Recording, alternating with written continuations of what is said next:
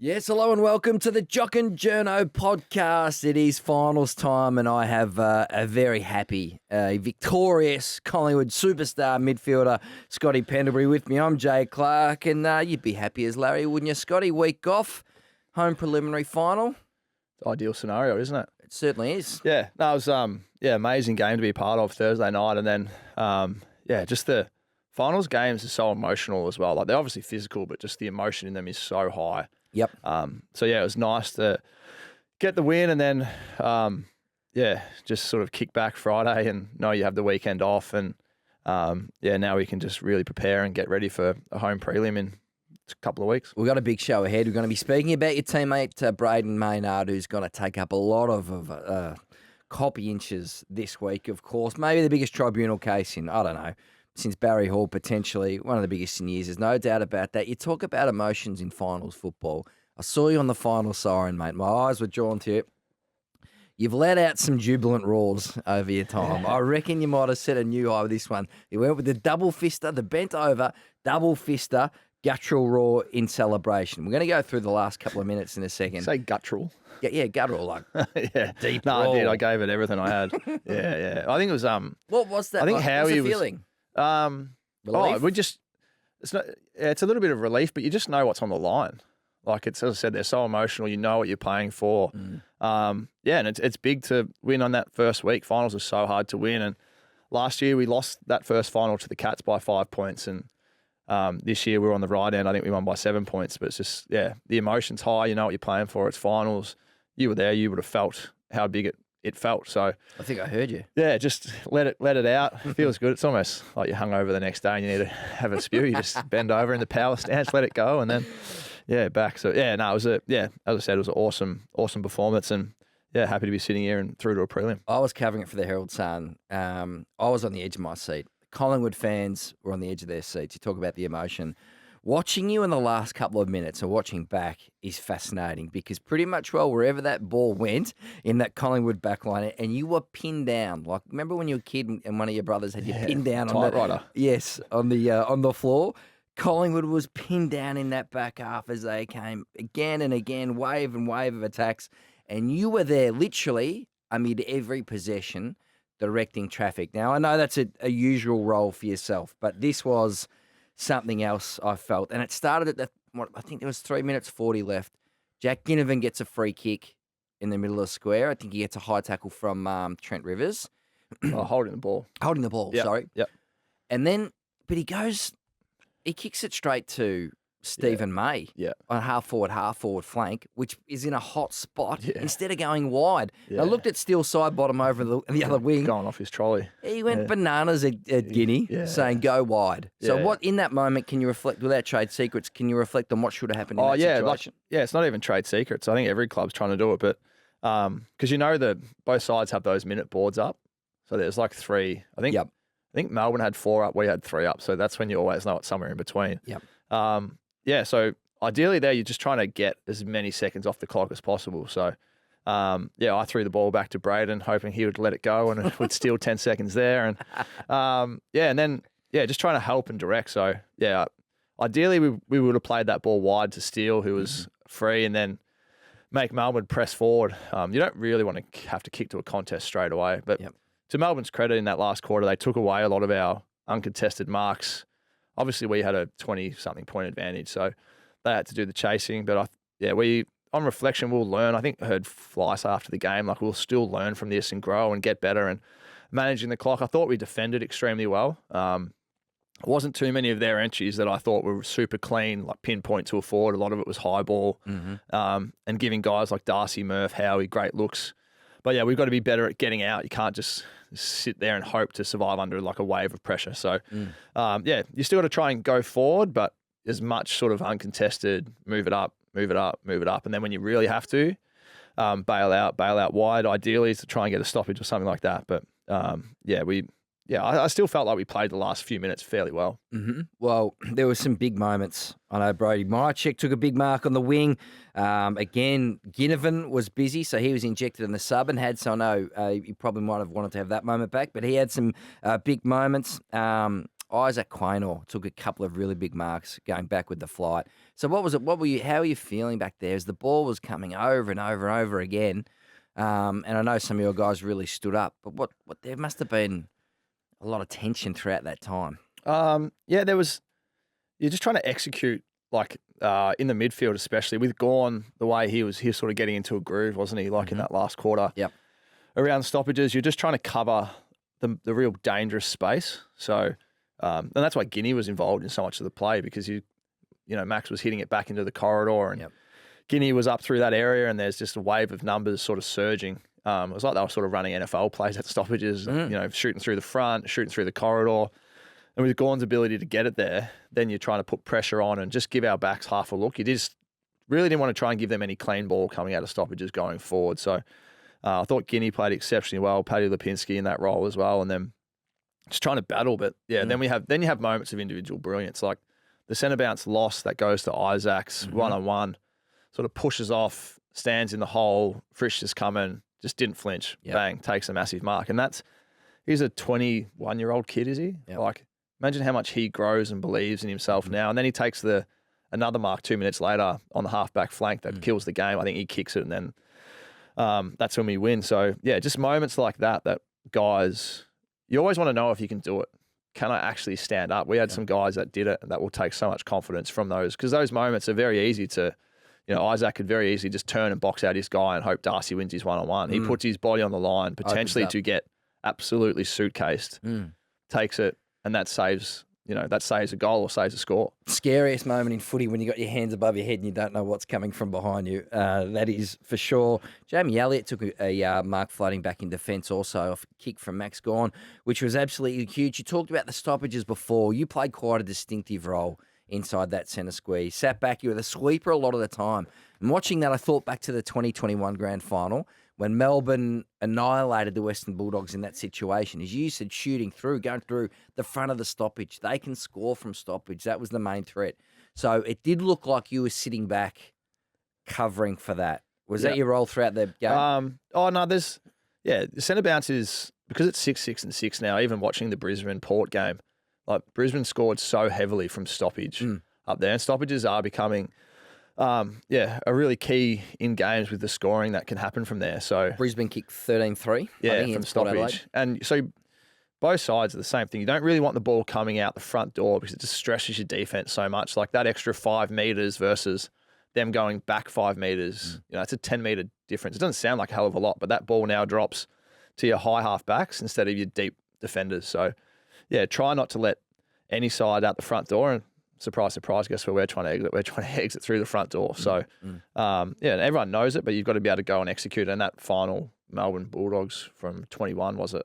Like that, the game changed when I think they got 3 centre bounce breaks in a row, like Jackson, Petrarca, 3 goals. Like that's huge in finals footy. So, I thought we managed that part fairly well, but their midfield really got going in that last quarter. Certainly did. The inside 50s, what were they? 19-4 in the with 2 minutes to go. Parked the bus, didn't we? You did park the bus, mate. Almost maybe a little bit too early. Maybe you try and take the game on a little bit more. Yeah, well, Jamie Elliott said to me at 3/4 time, "So I hope we're not too defensive here. Like, let's keep going." And I was like, "No, we'll be fine. We won't." And then I was like, "Yeah, we actually got a little bit defensive, didn't we?" So, and as I said, like we didn't execute everything perfectly, but we executed a lot right. So. It's like any game of footy, like we'll go in this week and there'll be parts that we can really learn and grow and be better again for when our next game is. And there's parts that we will celebrate, with some of the quality inside 50s we looked, like the looks we got, like we'll celebrate that sort of stuff. And then how can we get better in these areas? Park the bus, the motorbike, the helicopter, everything was back then, mate. Don't worry about that. So we're going to talk about some cameos in a second. Brayden Maynard, because I was in the rooms afterwards.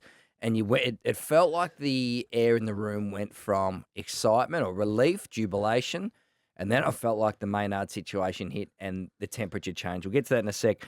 Forward line has been a lot different. 2 years ago, you guys finished bottom of the ladder, and you might have been thinking that your premiership chances were genuinely over at that. You're an old man, 34, I think at the time. You finished bottom, you got a new coach. To reflect on the journey broadly, do you think you'd be here? Do you think did you genuinely think Buckley out the door, a new coach in Craig McRae untried, you're 34, that you'd be back in this spot? Yeah, you're always optimistic. Like every preseason you go into, you're optimistic of what can happen.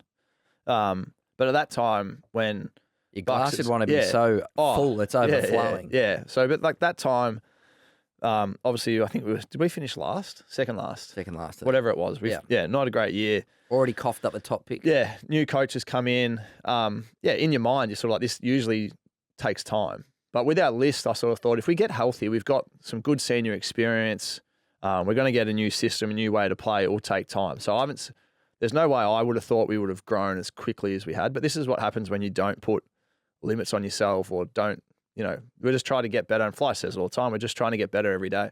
Why put a ceiling on something? Because you just never know. Like, you see it with the Giants this year. It's like they were 3-7. Everyone's sort of, they've been all right. They're competitive in games. You have a look at them now. It's like they've grown so much across one season. A new coach, it takes time to learn a system. And I'm extremely grateful for where we've been since Fly's come in. Prelim last year into another prelim this year. They're so hard to get into. So I'm certainly stoked that I stuck around. I wasn't sure you'd be back here, mate. But I tell you what, there's room left yet in your trophy cabinet for another premiership. What an extraordinary story that would be. I think the biggest story, and sometimes Brayden Maynard, who we had on a couple of weeks ago. We all admire him. He plays on the edge. Where were you as Brayshaw takes the ball, comes streaming forward, and then Brayshaw launches for the smother? What did I was giving Geordie a spray for the centre bounce. What did he do? And that's when he hurt his knee. I didn't realise he hurt his knee, but he sort of half slipped over. It wasn't in the spot he should have been. And I was like, Geordie, what the? And then I realised he hurt his knee. So then I was turned head down, chase, seen Brayshaw kick, seen Bruzzy flying off the square to try and affect the kick, make him kick over hands.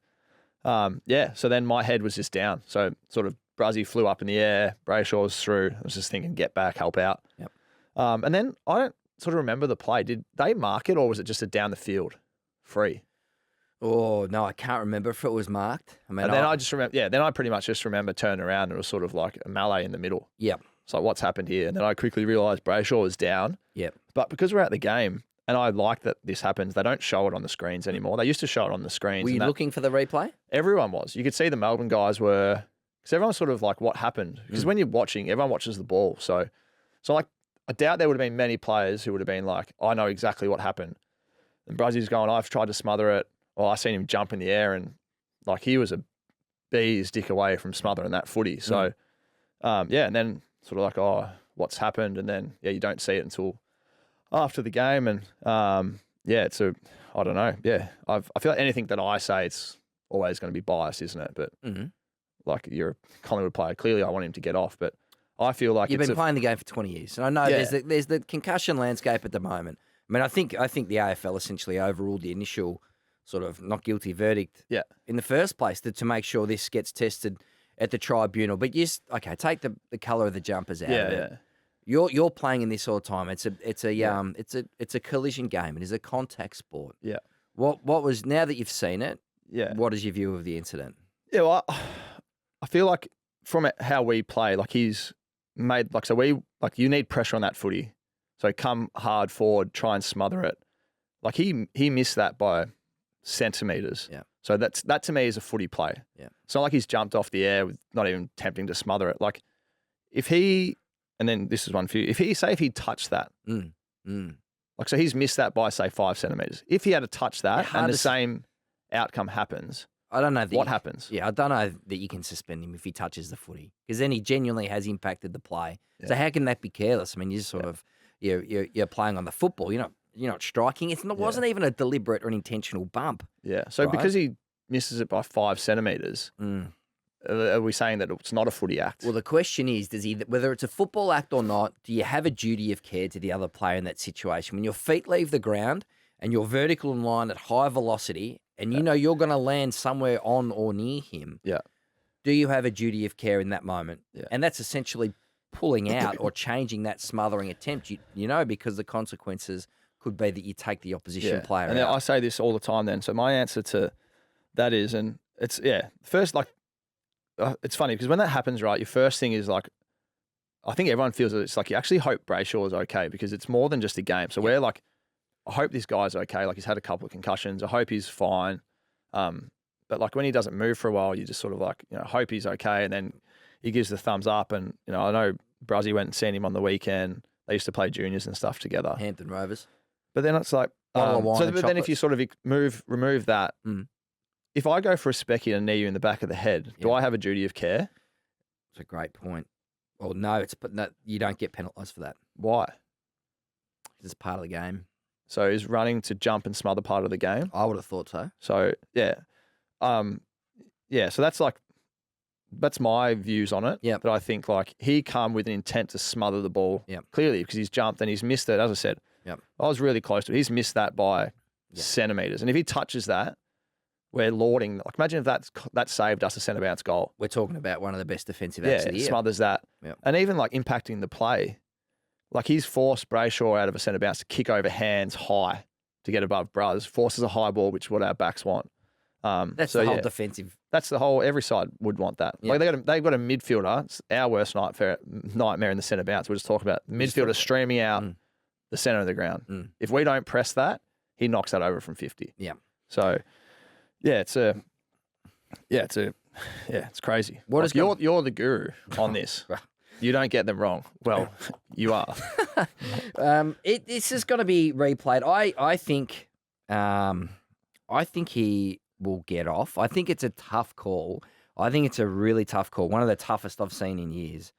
I think whether it's Tuesday or at the appeals hearing on Thursday, I think he will get off because when he leaves the ground, it is a full-blooded attempt to play at the ball. And then when he lands, I know, and this will be frame by frame, slowed down, degrees he does turn and make contact with his right shoulder. And so the question the tribunal will be, well, what alternative did he have? And that's in that moment, I guess he's got to put his hands out to try and soften his landing. If that's an intra-club game, Scott, would he have had a softer landing? He could have put his hands out. Yeah, but it's not this. It's like saying, like, if this is Auskick, it's not an intra-club game. Yeah. Like, intra-club game, no one goes back with a flight, no one tackles to ground.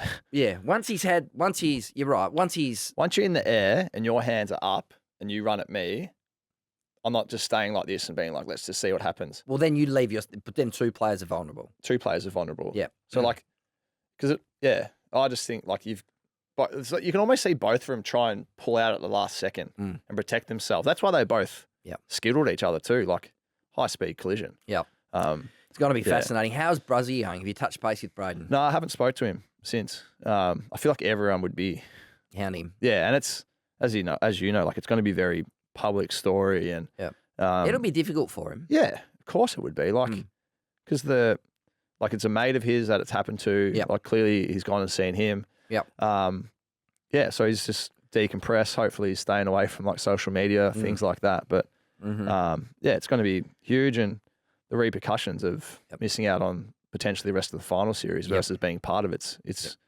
every footballer's dream is to be playing this time of year. And to be absolutely clear, we are thinking of Angus Brayshaw in this moment. His September could be over. He has a long concussion history. There is a lot of uncertainty around this whole issue right across football. It is the biggest story in the game. Angus Brayshaw is an absolute beauty. He didn't want or mean for this to happen, obviously. So we are thinking 100%. of him. Brayden's gone around and touched base, and we hope that Angus can recover as quickly as possible. All good. All right. Thanks for listening to us on the Jock and Journo podcast. We are going to have another big show next week as we build up to the preliminary final. Collingwood versus, who will it be? We'll find out this weekend. Thanks for joining us. We'll see you next week. Cheers.